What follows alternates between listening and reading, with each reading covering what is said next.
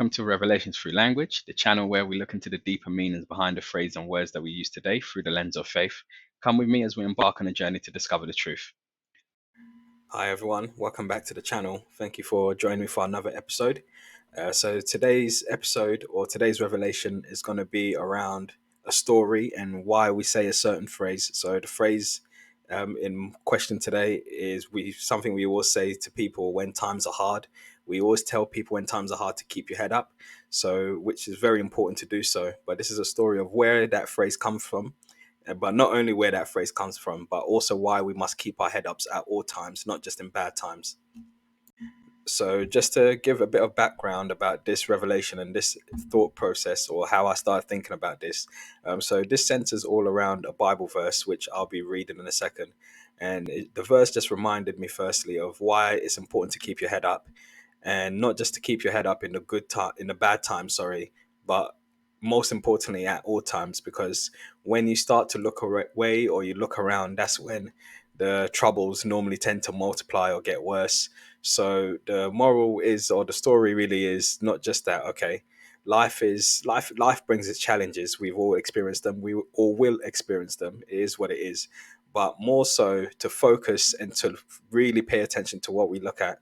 And the more we focus on something, the more of that we see rather than what's around us. So this story can be found in the Gospel according to Matthew. So Matthew 14:22 to 33 to be precise. And I won't read all of it, so I'm just mainly looking at it from verse 29. So the story anyway is around Jesus um, separating from the disciples. So he went to pray whilst the disciples were in a boat and they went out to sea. And when Jesus looked for the disciples in the distance on the water, he saw that there was a storm raging and the winds were howling and the boats were rocking. So Jesus decided to walk on water, so one of his documented miracles, to go towards the disciples. So when the disciples saw someone walking towards them, Peter answered, "Lord, if it is you, command me to come to you on the water." He said, "Come." So Peter got out of the boat and walked on the water and came to Jesus. But when he saw the wind, he was afraid. And beginning to sink, he cried out, "Lord, save me." Jesus immediately reached out his hand and took hold of him, saying to him, "Oh, you of little faith, why did you doubt?" And when they got back into the boat, the wind ceased, and those in the boat worshipped him, saying, "Truly, you are the Son of God." So there's a few things to unpack here within the story.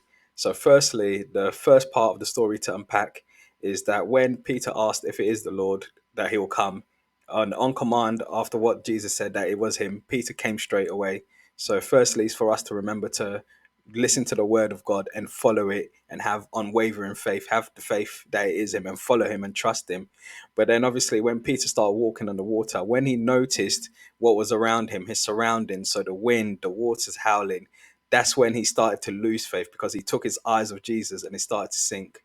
But even though he took his eyes of Jesus and he started to sink, when he cried out for help, Jesus helped him and saved him straight away. So even though he was losing faith because of the situation around him, when he did cry out for help, he was helped. And that's also something for us to remember, that even in moments when our faith shakes because we take our eyes off God, all we have to do is cry out and he will be there to save us. So even when we lose faith in him, he doesn't lose faith in us.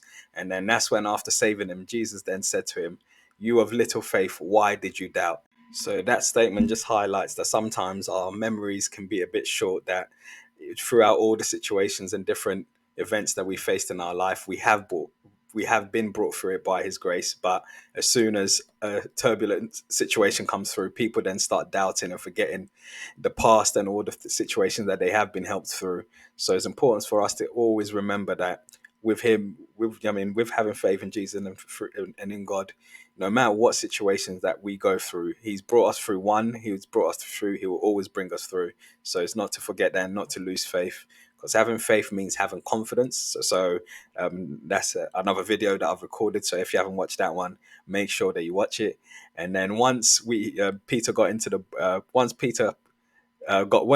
Jesus got into the boat and with Peter, then it said the wind ceased. So once you grab hold of God and your faith doesn't waver and you keep your eyes on him, the situation will subside.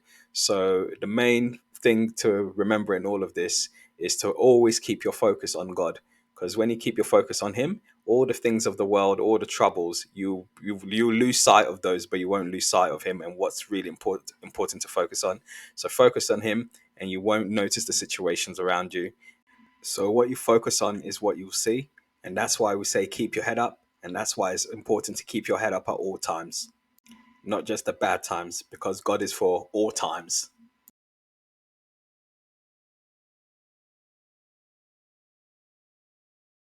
Thank you for watching. Hope you enjoyed the video. Don't forget to like, share, subscribe, and comment. In the meantime, check out some of my other deep dives. Until the next one, God bless.